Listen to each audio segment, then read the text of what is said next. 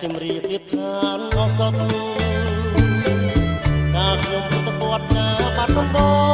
ងដកចិត្តគំរួយគួចកាត់គេសងតែបាត់ដំបងបងស្ម័គ្រចំបា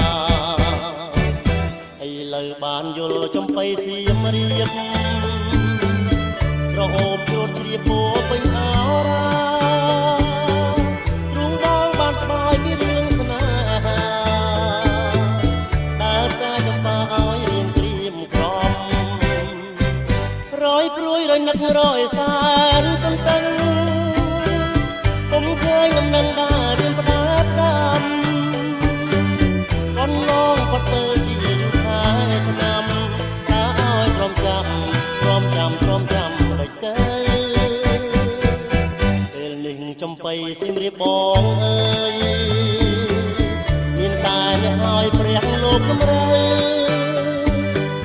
ជួយផងគ្រាន់ឲ្យបងបានរួមនៅជាគ្នាតទៅនឹងចំបៃ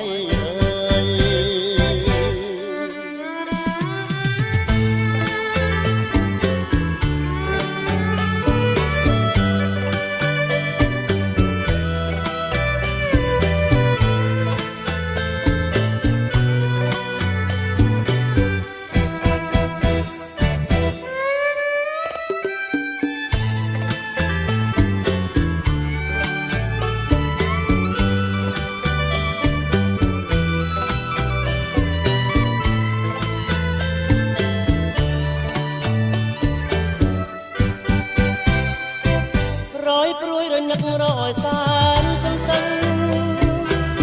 ពុំឃើញដំណឹងដែររៀនផ្ដែផ្ដាំអង្ឡងផុតទៅជាយូរខែឆ្នាំតាឲ្យទ្រាំចាំដូចទៅពេលនេះចំបៃសៀមរាបបងអើយ